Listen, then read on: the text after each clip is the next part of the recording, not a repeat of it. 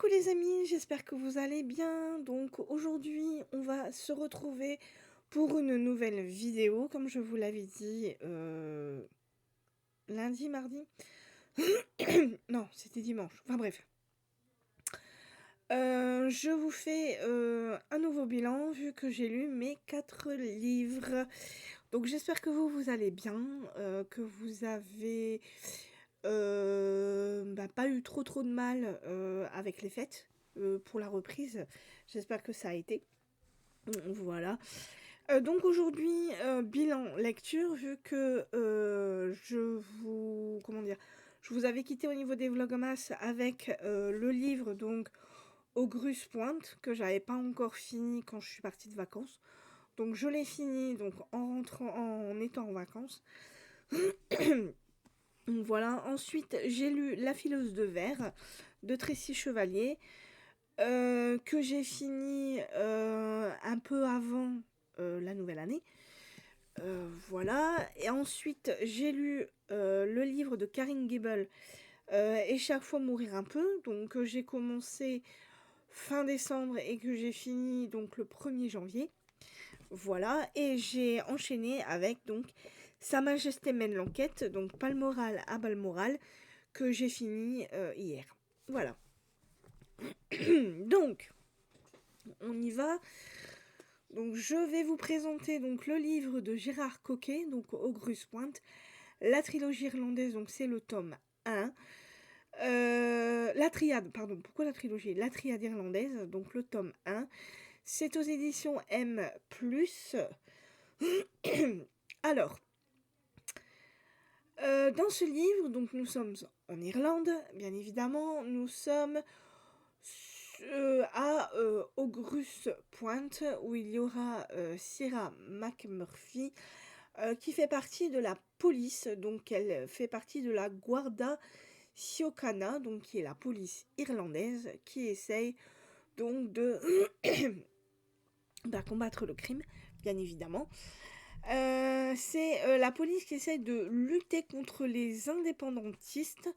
Voilà, les indépendantistes, ce sont ceux qui, qui veulent l'indépendance de l'Irlande et qui font tout pour ça.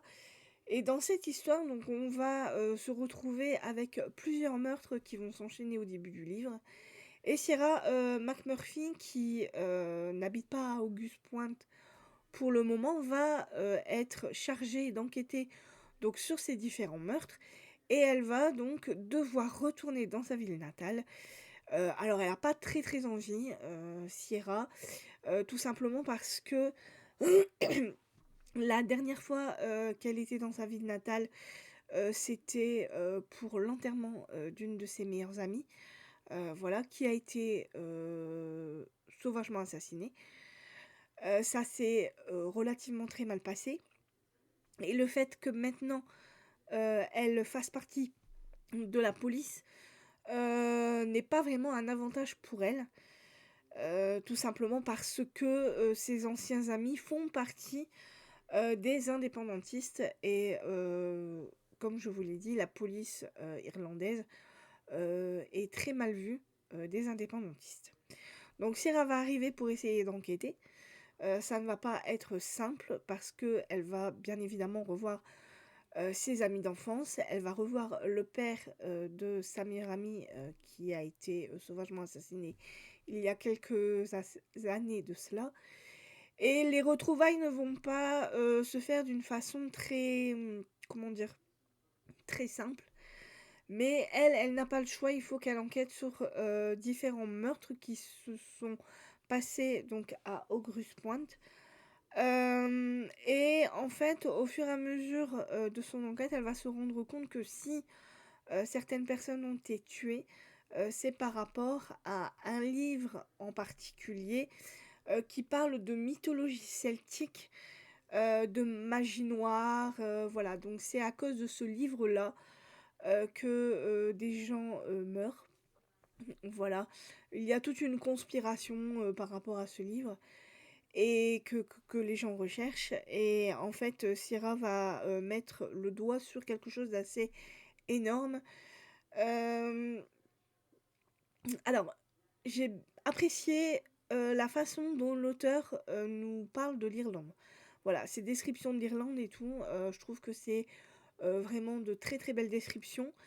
Le personnage de Syrah est un personnage, assez brut de décoffrage, vu qu'elle, n'hésite pas avec, ses réflexions assez, comment dire? Assez cinglantes, voilà, vis-à-vis de son partenaire ou vis-à-vis des hommes en général. En même temps, ce qui est un peu normal vu que c'est la seule femme, qui fait partie de la police, de la Guardia, Síocana. Donc c'est pas évident pour elle, il faut qu'elle se fasse sa place et il faut qu'elle, fasse voir que, bah, elle en a, tout simplement. Et le fait qu'elle soit revenue dans sa ville natale n'est pas une chose vraiment évidente, donc faut vraiment qu'elle fasse voir, bah, qu'elle s'impose en tant que femme. Donc moi, c'est un personnage que j'ai beaucoup aimé, qui peut peut-être faire rebuter certaines personnes parce que, ses réflexions sont vraiment, très, très fortes. Mais je comprends, pourquoi est-ce qu'elle a ce caractère-là assez, relativement dur. Surtout qu'elle est pas franchement aidée par son équipier, voilà, ou même par les hommes en général, vu qu'ils sont assez, comment dire? Ben, c'est des hommes, voilà et vu qu'elle, c'est la seule femme, du coup, ils en profitent un peu donc il faut vraiment qu'elle, voilà, qu'elle se montre vraiment très, très forte par rapport à ça et voilà et donc ce personnage-là, j'ai bien aimé mais comment dire? Hem, la révélation finale m'a pas, je sais pas, il y a t j'ai trouvé qu'il y avait beaucoup trop de meurtres d'un seul coup, en fait. Dès le départ, il y a plein de meurtres qui arrivent. Il y en a un premier et puis un deuxième et puis voilà et les meurtres s'enchaînent et puis, d'un seul coup, on a Sarah qui arrive et puis qui va être mis sur cette enquête, bien malgré elle et voilà et puis les meurtres vont continuer et je sais pas, moi, cette accumulation de meurtres, ça m'a un peu dérangée. J'aurais aimé que ça aille un peu plus lentement, voilà. Par contre, le reste, ça a été à peu près. Je peux pas dire le contraire, ça a été, mais je trouve que c'est une lecture quand même assez lente parce qu'il y a beaucoup de descriptions, de la vie des Irlandais, qui sont, bah, qui ont des métiers, voilà, assez rudes, hein. Il y a des pêcheurs, il y a des enfin voilà et pour finir leur journée, bah, ils vont tous dans des pubs et ils boivent tous, beaucoup, voilà, de la bière principalement. Ce qui leur permet d'évacuer, voilà, leurs soucis et cetera et cetera. Alors, je ne dis pas que les Irlandais sont des alcooliques, c'est pas ça. Je dis juste que, voilà, pour terminer, leur journée, on va dire qu'il y a beaucoup de bagarres dans les bars. Voilà, parce que, il y a des conflits qui arrivent et parce qu'on a toujours cette, comment dire? Ces 2 clans entre les indépendantistes et les sionistes. Voilà, il y a vraiment 2 clans qui sont là. Les indépendantistes, on dirait qu'ils veulent, ben, qu'il y ait quelque chose qui se passe pour, justement, comment dire? Hem, créer des problèmes, voilà, pour que, comment dire? Bah, pour provoquer le chaos, en gros, dans la ville, ce qui pose, relativement problème, pour justement créer des problèmes à la police. Voilà, donc on est vraiment sur, comment dire? Quelque chose de relativement intéressant, hem, mais je trouve que, comment dire? Au niveau des rebondissements, comme je vous l'ai dit, il y a beaucoup trop de meurtres. Moi, j'aurais voulu qu'il y ait un petit peu moins de meurtres qui s'enchaînent comme ça au fur et à mesure, heu et heu et que ça soit beaucoup trop de personnages aussi, ouais, au bout d'un moment, on sait plus qui est qui fait quoi, beaucoup trop de personnages aussi, surtout que c'est des comment dire? Bien évidemment des personnages irlandais, donc ils ont des prénoms irlandais, ils ont des noms irlandais, donc c'est assez déjà compliqué à prononcer et hem, quand on a beaucoup trop de personnages, on a du mal à se repérer, voilà, au niveau de l'histoire donc Ça a été assez compliqué comme lecture, j'ai mis beaucoup de temps à le lire, parce que je voulais vraiment, comprendre l'histoire avec toutes les ficelles et voilà et donc en fait, quand je suis arrivée à la fin et quand j'ai su le fin mot de l'histoire, je dois dire que j'ai pas été, comment dire? Plus surprise que ça parce qu'il y avait beaucoup trop de comme je vous l'ai dit, trop de meurtres, voilà, trop de meurtres, trop de personnages, donc j'étais plus focalisée sur les meurtres et les personnages que sur, comment dire? La révélation finale. Voilà, ce qui fait que, ben, c'est tombé un peu à plat avec moi, mais ça reste quand même une bonne histoire malgré tout. Voilà, la plume de Gérard Coquet est très belle, ça je ne peux pas dire. J'ai vraiment beaucoup aimé le personnage de Sierra Murphy. Qui est même si elle est un peu brute de décoffrage, c'est un très, très bon personnage qui a de très bonnes répliques et voilà, elle en a dans le pantalon, elle se laisse pas faire et moi j'ai vraiment apprécié dès le départ, ce personnage-là. Maintenant, par rapport à l'histoire, le fait qu'il y ait beaucoup trop de personnages, moi ça m'a un peu perdue au bout d'un moment, parce que je ne savais plus qui était qui et qui avait fait quoi voilà, donc un petit peu perdue vis-à-vis de ça, mais alors si je tombe sur le deuxième tome, je ne dis pas que je ne l'achèterai pas. Par contre, si je ne tombe pas dessus, ça sera pas dramatique. Voilà. En sachant que je pense qu'il y a 3 tomes, vu que c'est une triade, donc à mon avis c'est une trilogie. Et voilà. Donc si vous avez envie de connaître l'Irlande, voilà, par rapport à un policier, n'hésitez pas parce que ça vaut vraiment le coup. Les descriptions sont vraiment très très belles. On a vraiment envie, grâce à Gérard Coquet, de visiter ce magnifique pays. Voilà, avec toutes ses traditions et ses, comment dire, ses traditions et cette mythologie celtique, voilà, qui reste ancrée dans les mœurs. C'est vraiment très intéressant. Voilà. Donc Gérard Coquet, Auguste Pointe, La Triade irlandaise, le tome 1, aux éditions M+. Excusez-moi pour ma voix, mais j'ai un petit problème au niveau de ma gorge. J'arrive pas à... j'ai... Comment dire? J'ai la gorge enrouée, je suis pas malade. Mais voilà, j'ai toujours un petit problème avec ma gorge et c'est embêtant, mais c'est comme ça. Je n'y peux rien, donc si je tousse de temps en temps, c'est tout à fait normal. Donc, le deuxième livre que j'ai lu, donc on part ici dans un historique, donc c'est Tracy Chevalier, La fileuse de verre aux éditions La Table Ronde. Je vais y arriver. Donc, historique, j'avais déjà lu un Tracy Chevalier, j'avais lu La jeune fille à la perle, que j'avais vraiment beaucoup aimé, mais alors il y a des années, hein. J'avais vraiment bien aimé. Et là, je voulais relire un Tracy Chevalier, j'en avais entendu parler de La fileuse de verre, et j'en avais entendu de bons échos. Donc je me suis dit, pourquoi pas. Donc, dans celui-là, donc nous sommes dans un historique, vu que nous sommes en 1400... 1400... Je ne sais plus combien.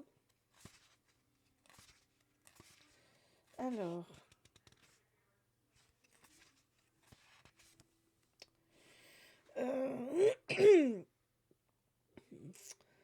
alors attendez, hein, parce que là je sais même plus dans quelle date on est. On est en 1400 et des poussières, je crois, je sais plus trop. Donc nous sommes à Murano,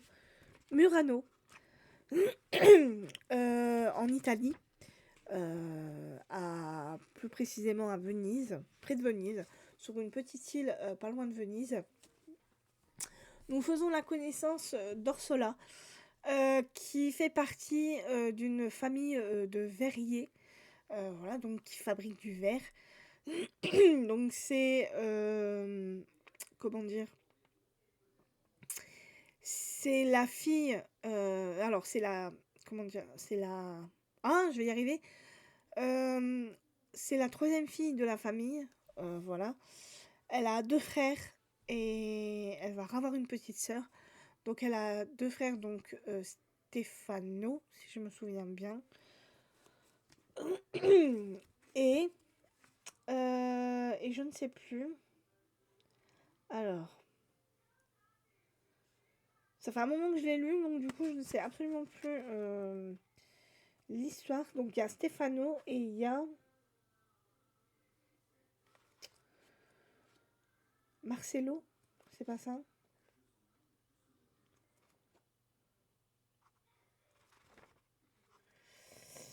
Je ne sais plus. Bruno, Antonio. Ou c'est Marco? C'est Marco le grand frère? Oh là là, bah alors Justine. Euh, Marco, voilà, c'est ça. Donc Marco le grand frère, euh, Marco le grand frère, donc Stefano son deuxième frère, elle Orsola, et ils ont deux parents, bien évidemment, donc sa mère et son père. Donc son père euh, est verrier, et normalement il est maestro, voilà, et normalement donc son frère aîné Marco devrait à un moment donné prendre la place de son père, sauf que Marco a un petit problème, c'est qu'il va beaucoup plus vite que la musique. Voilà. Quand on est verrier, il faut prendre son temps, il faut bien faire les choses. Le problème, c'est que Marco, lui, veut passer maestro beaucoup plus vite. Il a, comment dire, il a des bonnes idées. Voilà, il fait des belles choses, mais il ne prend pas assez le temps pour travailler le verre. Ce qui fait qu'il y a pas mal d'imperfections dans tout ce qu'il produit.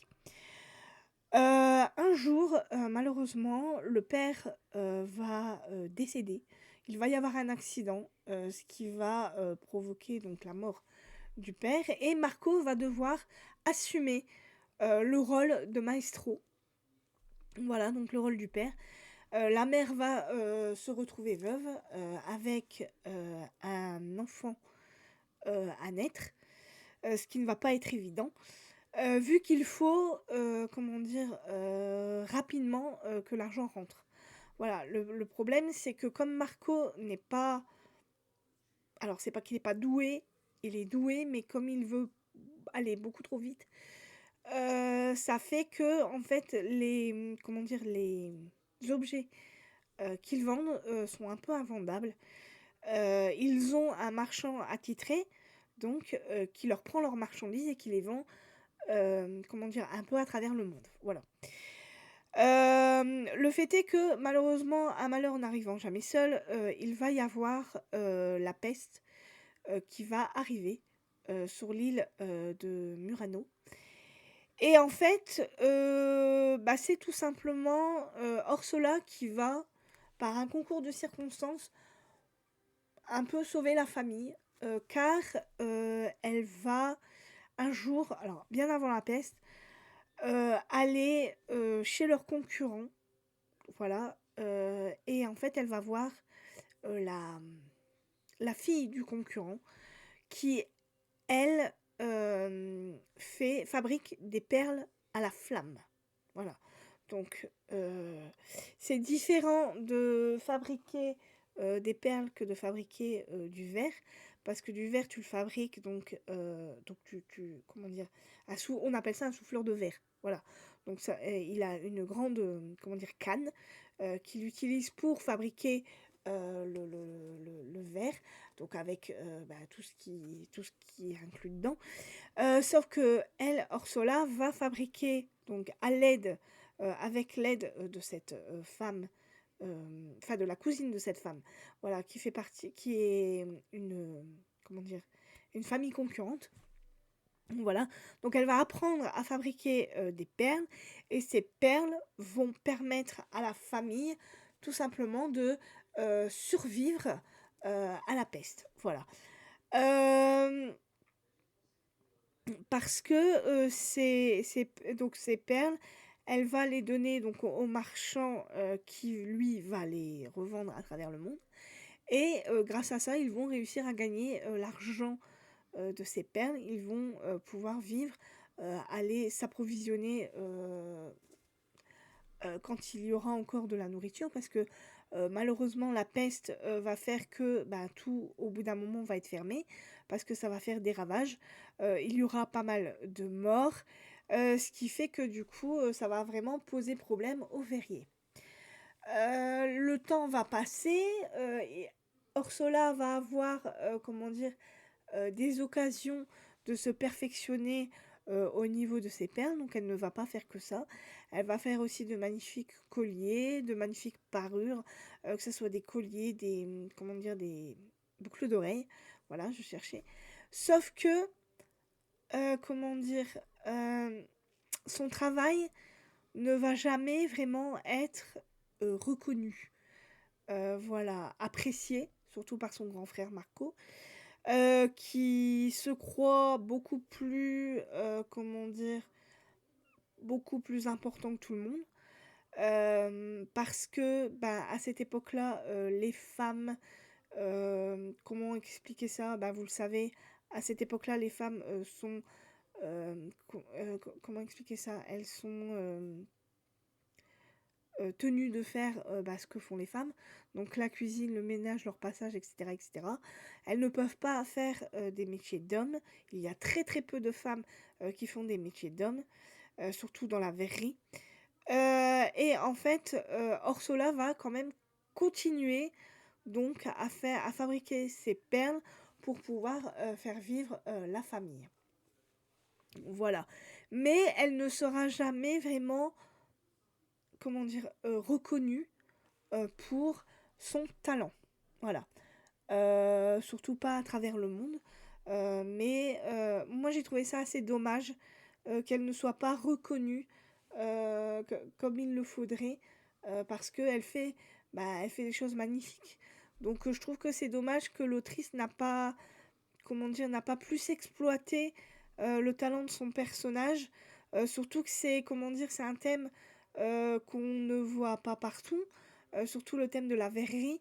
Moi, je ne connaissais enfin, je connaissais de nom le métier, je savais comment on fabriquait du verre, actuellement, à notre époque à nous, mais pas à cette époque-là et je trouve que, c'était,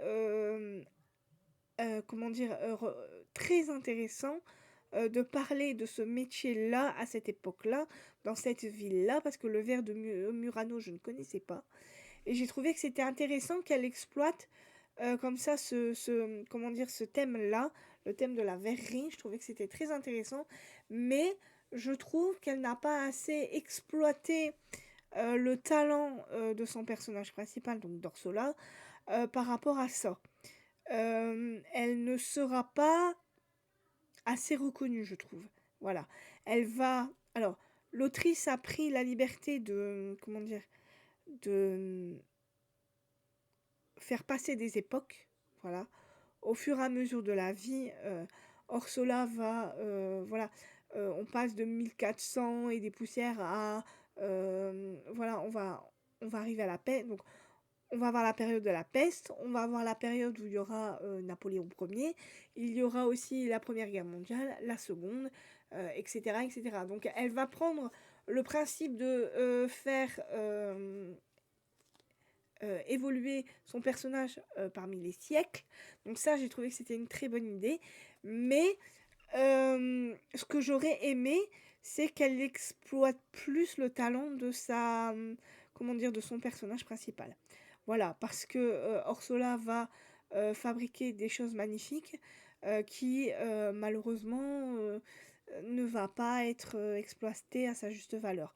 Elle va avoir des occasions, voilà, elle va avoir l'occasion de fabriquer une magnifique parure, pour, la princesse, enfin la femme, pardon, la femme, de Napoléon Ier, je vais y arriver, donc Joséphine de Beauharnais. Elle va avoir l'occasion de lui faire une magnifique parure, voilà, autant que, donc parure, donc collier, boucles d'oreilles, et cetera, et cetera. Et en fait, le problème, c'est que, la princesse Joséphine n'en a strictement rien à faire. Voilà. Le marchand va, comment dire? Faire, voir cette parure à Joséphine de Beauharnais et le problème, c'est que cette parure, Joséphine de Beauharnais n'en a rien à faire. Moi, je trouve ça, positivement dommage. Voilà. À un moment donné, il va y avoir à chaque fois, des événements qui vont arriver. Donc comme je vous l'ai dit, la Première Guerre mondiale, la Seconde, et cetera, et cetera. Et à chaque fois, comment dire? C'est Orsola qui va réussir à, sauver la famille de la ruine et malheureusement son talent ne sera jamais, reconnu à travers le monde. Voilà. Elle va aussi dans l'histoire tomber amoureuse d'un homme, Antonio, si je ne me trompe. Non, c'est ça, c'est Antonio. Voilà, qui lui va vouloir devenir verrier, qui est d'abord gondolier. Non, pêcheur. Pêcheur, je me trompe. Il est pêcheur, donc il va arriver à un moment donné dans la vie d'Orsola. Il va vouloir devenir verrier.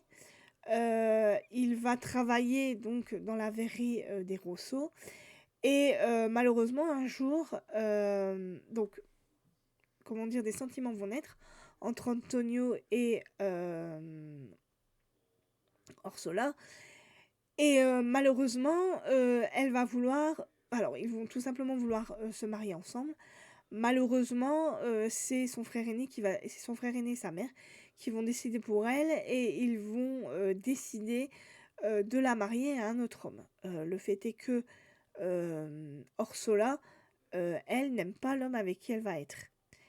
Et elle va tout simplement être presque souvent très très malheureuse dans sa vie. Voilà, elle va avoir un enfant, mais elle ne va jamais oublier l'amour qu'elle a eu pour Antonio. Moi, je trouve ça vraiment dommage qu'elle n'ait pas plus exploité ça aussi. Voilà. Moi, j'aurais aimé, mais bon, c'est toujours moi, j'aurais aimé qu'à un moment donné, ces deux personnages-là réussissent à se revoir. Voilà, tout simplement. Sauf que, malheureusement, ils ne se reverront jamais. On ne saura jamais ce qu'est devenu Antonio. Et moi, j'ai trouvé ça vraiment dommage. Voilà. Mais sinon, dans l'ensemble, je trouve que l'histoire est vraiment bien réalisée. Les sauts dans le temps, moi, ne m'ont absolument pas dérangée. La plume de l'autrice est très belle. L'histoire est quand même assez longue, je trouve. J'ai trouvé que c'était assez long, euh, assez répétitif quand même. C'était toujours le même. À chaque fois, il y avait un drame et puis Orsola réussissait à faire survivre sa famille. Et puis voilà, le drame passait et puis il y en avait un autre qui arrivait, etc., etc. J'ai trouvé ça un peu dommage, redondant. Je trouvais ça redondant. Mais dans l'ensemble, je trouve que ça a été quand même une bonne lecture malgré tout. Voilà. Donc si vous avez envie de lire du Tracy Chevalier, n'hésitez pas. Moi j'aurais bien envie de lire aussi.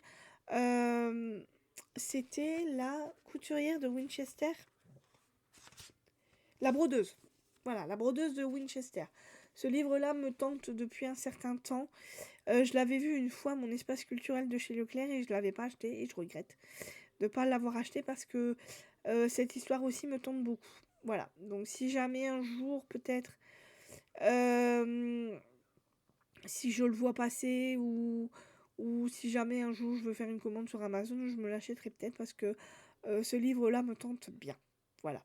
Mais si vous avez envie de lire un petit Tracy Chevalier, n'hésitez pas parce que il est, alors, il est pas long vu qu'il ne fait même pas 300 pages.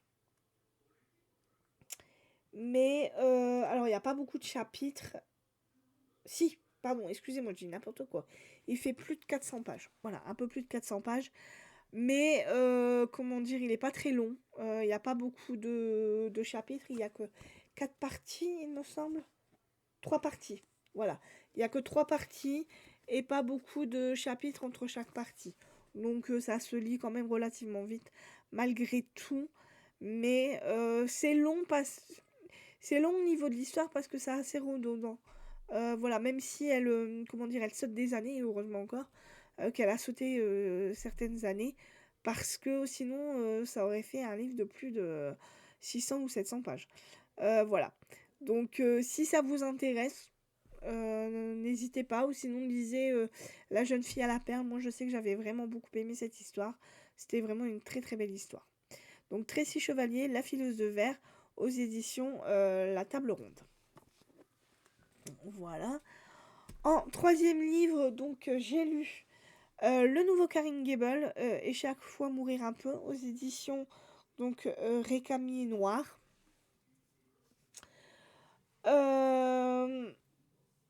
Alors, j'aime beaucoup Karin Gable. Son dernier livre que j'ai lu, moi, c'était Glen Afrique. Et Glen Afrique, j'avais adoré. Ça avait été une excellente lecture pour moi. Là, nous sommes dans un tome 1, dans une duologie. Voilà, donc là, c'est Et chaque fois mourir un peu. Le deuxième, c'est Trauma. Donc, nous sommes avec donc Grégory. Grégory qui est infirmier pour la Croix-Rouge. Donc Grégory fait le tour du monde pour essayer de sauver des vies. Il sauve des vies là où il y a eu des guerres. Donc il a été à Sarajevo, à Gaza, il a été en Ukraine, il a été en Afghanistan, voilà, à Grozny, il a été en Colombie, voilà, il a fait tous les pays possibles et inimaginables pour essayer de sauver des vies durant les guerres que nous on a ou pas connues. Voilà. Donc son but c'est d'essayer de sauver des vies et mon Dieu, il a vu des horreurs. Il a vu des familles décimées, des enfants mutilés, même des femmes mutilées. Il a vu des horreurs sans nom. Voilà, et en fait, il va en garder un traumatisme effrayant, un traumatisme psychologique effrayant. Euh, euh, en- et comment dire mais Grégory euh, n'arrive pas à comment dire à, à ne pas comment dire à ne pas être engagé pour ces pays parce qu'il pourrait être infirmier dans un hôpital vu les compétences qu'il a ce n'est absolument pas un problème sauf que il a comment dire il a la bougeotte. Voilà, il ne peut pas ne pas aller sauver des vies dans des pays où il y a eu des catastrophes, où il y a eu des guerres, où il y a eu voilà. Et en fait, ça va mettre à mal un peu sa vie de famille, vu que Grégory est marié et qu'il a une petite fille. À un moment donné dans l'histoire, il va y avoir un drame qui va le toucher de plein fouet. Il va avoir du mal à se remettre de ce drame. Il va, comment dire, avoir une autre chance. Et il va saisir cette chance.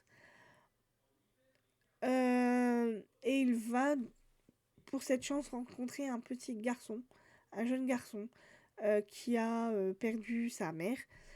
Et bon, bien sûr, sa mère va être retrouvée. Et ce petit garçon va avoir lui-même des traumatismes de la guerre qu'il a subis. Et à deux, ils vont essayer, tant bien que mal, de se reconstruire, tous les deux. Euh, Grégory va tenter de sauver ce petit garçon de tous les traumatismes qu'il a subis. Et le petit garçon, ce jeune garçon, qui va finir par grandir, hein, bien évidemment, va tout simplement essayer de faire... de, non seulement de guérir de ses propres traumatismes, mais comment dire, de rendre fier Grégory. Et c'est grâce à ça que Grégory va tenter comment dire, de guérir, tout simplement, de de ces traumatismes qu'il subit. Voilà. Et c'est un magnifique livre. Alors, par contre, c'est très dur, hein, parce que il y a des scènes affreuses, des scènes de mutilation, des scènes de... comment expliquer ça à partir des scènes de violence, mais affreuses, Hem, et Karine Gable exploite ça, mais d'une façon magistrale, je trouve. Alors, c'est écrit au burin et au au ah! Je vais y arriver. Au marteau et au burin. Hem, Elle sculpte son histoire, à la perfection. Elle sculpte son personnage, elle n'hésite pas à, à le maltraiter, à maltraiter n'importe quel personnage qu'elle a dans son livre. Ça, c'est du grand Karine Gable. Ce qui fait que on en prend plein la tête, mais on se rend compte, ça nous permet de nous rendre compte que, bah, il faut des personnes comme ça, des personnes comme Grégory, infirmier pour la Croix-Rouge, qui essayent de se lancer au combat, si on peut dire ça comme ça. Voilà, et qui essayent de sauver des vies, qui ont été, maltraitées, des vies, voilà, il essaye de sauver des enfants, orphelins. Il essaye de sauver des femmes qui ont été atrocement mutilées, lors de par exemple, lors de la guerre entre en Afrique, le génocide rwandais, pardon. Il va essayer de sauver des vies entières lors de ce tragique génocide. Voilà, alors il prend des risques insensés, mais pour lui, c'est pas insensé. Pour lui, c'est juste que, bah, c'est son devoir pour lui. Et moi, je trouve que c'est excellent la façon dont Karine Gable parle de ça, parce que ça nous fait voir que nous, bah, nous, on est tranquille dans notre petite vie. On regarde la télé, on ne se rend absolument pas compte de ce que ces gens-là vivent au quotidien. Et je trouve que c'est magnifiquement, comment dire, expliqué dans ce livre. Alors, bien sûr, il y a comment dire, il y a le tome 2 qui est sorti. Le tome 1 finit vraiment sur une scène. Bah, on a vraiment envie de lire le tome 2 pour savoir ce qui va se passer pour Grégory. Parce qu'il va être dans la panade. C'est c'est comme ça qu'on peut dire. Et c'est magistral, quoi. C'est du grand Karen Gable. Je ne regrette absolument pas d'avoir lu ce livre. Voilà, donc si vous ne connaissez pas l'autrice, bah écoutez, n'hésitez pas, parce que ça vaut vraiment le coup. Et si vous la connaissez et que vous hésitez à lire ce livre, n'hésitez pas, parce que ça vaut le coup. Voilà. Et Chaque fois mourir un peu de Karen Gable aux éditions, donc Récamier Noir. Donc pour finir, donc le livre que j'ai fini hier, Sa Majesté mène l'enquête Balmoral à Balmoral de S.J. Bennett aux éditions Les Presses de la Cité. Alors nous sommes ici dans un cosy mystery avec bien évidemment en personnage principal donc la reine Elisabeth II, qui ici a 30 ans, vu que nous sommes en 1957, en avril 1957. La reine va devoir euh, alors faire un voyage à Paris. Elle est en visite officielle à Paris. Elle visite le Louvre, elle va voir la Joconde, elle va faire du bateau-mouche. Voilà, elle va faire plusieurs choses à Paris. Et elle va, au fur et à mesure de sa visite, se rendre compte qu'il y a des choses qui ne vont pas. Voilà, première chose qui ne va pas, on a perdu son discours qu'elle devait donc lire en français. Et il va lui être servi des huîtres, chose qu'elle ne mange pas. Et ces, comment dire, ces petits incidents vont lui mettre la puce à l'oreille, et elle va se rendre compte que quelqu'un ou un groupe essaye de la déstabiliser pour pouvoir frôler le problème diplomatique. Voilà, pour qu'il y ait un problème diplomatique et qu'elle se retrouve dans la panade.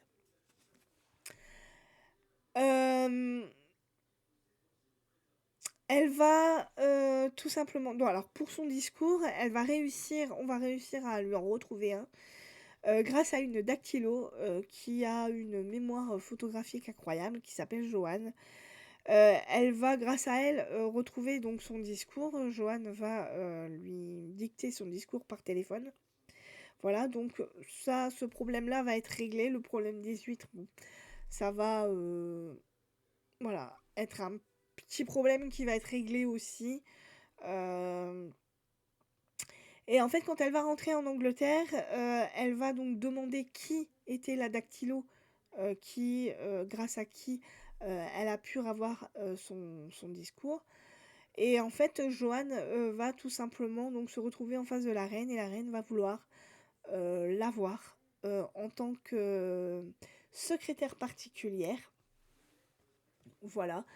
Donc, Joanne va tout simplement donc devenir la secrétaire particulière de la reine, mais pas que. La reine va lui expliquer ce qui est en train de se passer. Et elle va tout simplement lui demander d'enquêter sur ces petits problèmes qu'il y a eu lors de sa visite à Paris. Et il y aura bien évidemment d'autres problèmes qui vont surgir quand elle va faire un voyage. Alors, je ne sais plus quel pays. Euh, Au Danemark. Voilà.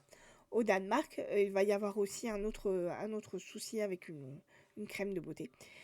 Et puis, bien évidemment, il va y avoir l'enquête, une enquête policière, vu qu'il va y avoir un meurtre qui va être commis à Chelsea, qui n'est pas loin de, qui est situé pas loin de Windsor. Il va y avoir un meurtre qui va être commis, donc deux personnes vont être tout simplement tuées. Donc une escort girl et son client, voilà, qui vont être retrouvés dans une comment dire, dans un dans une habitation, voilà, qui fait office de club, qui s'appelle le club Artemis. Malheureusement, ça va mettre à mal la reine mère, donc la reine Elisabeth, vu que son mari fait partie de son club, voilà, de ce club, le club d'Artemis. Et en fait, elle va se poser pas mal de questions par rapport à l'attitude de son mari, donc le prince Philippe. Elle espère qu'il n'a rien à voir avec ce meurtre, vu qu'en fait le soir où il y a eu ce meurtre, le prince n'a pas vraiment d'alibi, donc voilà, ça met un peu à mal les choses. Et en fait, c'est un inspecteur qui va enquêter sur ce fameux double meurtre, voilà, qui va essayer de démêler les ficelles, voilà, de ce qui a bien pu se passer lors de cette soirée. Donc il va interroger donc, les témoins, les voisins, les témoins, il va interroger comment dire, les employés de la reine et du prince Philippe, pour essayer de voir, comme il va se rendre compte que le prince fait partie du club Artemis, il va demander tout simplement son alibi. Donc voilà. Et en fait, il va un peu patauger, et comme il patauge, la reine va avoir l'idée de demander à Joanne de bien vouloir, comment dire, aider, on va dire, trouver des indices et aider un peu cet inspecteur pour comprendre ce qui a bien pu se passer à Chelsea, et pour pouvoir, euh, comment dire, pouvoir innocenter le prince Philippe. C'est aussi ce qu'elle veut. Voilà, donc on va être dans cette histoire avec et la reine et l'enquête policière. Alors, ce que je peux dire, c'est que j'ai vraiment beaucoup aimé le côté avec la reine. Voilà, j'ai bien aimé retrouver la reine Elisabeth dans sa jeunesse, avec sa sœur Margaret, la reine mère, donc la mère d'Elisabeth et de Margaret. J'ai aimé le personnage de Joanne, la secrétaire particulière qui arrive et qui va enquêter malgré elle, qui va prendre des risques pour la reine. Par contre, petit bémol, j'ai un peu moins aimé l'enquête policière. Voilà, parce que je trouve que ça prend beaucoup trop de temps, pas assez de rebondissements. L'inspecteur est vite, comment dire? Est vite sans indice. Il patauge beaucoup trop. Voilà, ça prend beaucoup trop de temps. Et ce qui fait que du coup, en fait, la révélation finale, c'est la reine qui va le trouver. Et ce qui fait que bah, ça a pris tellement de temps qu'en fait, quand il y a cette fameuse révélation, moi, ça m'a pas, comment dire, je me suis pas dit, waouh, c'est ça la fin. J'ai pas trouvé ça extraordinaire, alors que c'est, au final, c'est très très intéressant de la façon dont ça a été mené. Et puis le fin mot de cette histoire est très très intéressant.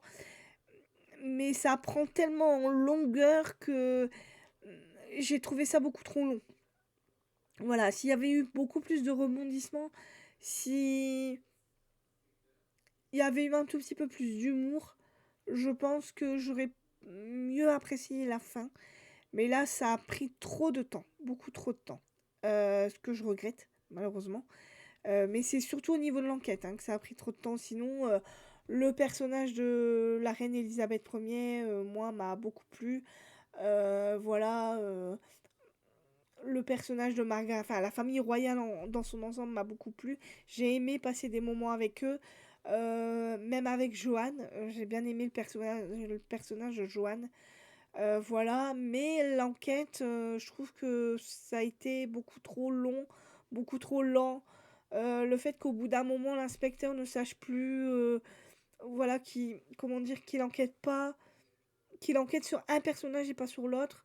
Voilà, qu'il nage un peu trop dans la semoule. Je trouvais que c'était un peu trop chiant, on va dire, entre guillemets. Voilà, mais sinon, dans l'ensemble, ça a été.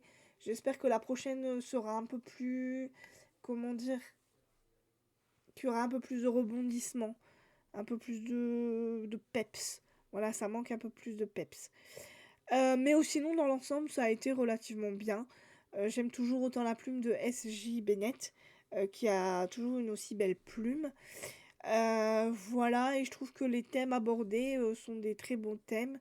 Je trouvais que c'était assez sympa de voir la reine un peu dans la panade avec ce fameux discours disparu et puis le reste. Voilà, j'ai vraiment bien aimé les descriptions faites, même par rapport à la famille royale, je trouvais que c'était vraiment très intéressant. Mais c'est vraiment l'enquête, moi, qui m'a un peu, voilà, qui m'a laissé un peu sur ma faim, on va dire. Même si la révélation finale était vraiment, elle, comment dire, elle est, euh, comment est-ce que je peux dire ça? J'aurais aimé être un peu plus surprise à la fin. Voilà, ça m'aurait fait apprécier encore plus la révélation finale. Parce que c'était une très très bonne révélation en fait. Comment dire, le démêlé de cette affaire, c'était vraiment super intéressant. Mais si ça avait été moins long, je pense que j'aurais apprécié un peu plus ma lecture. Voilà. Mais sinon, dans l'ensemble, ça a été.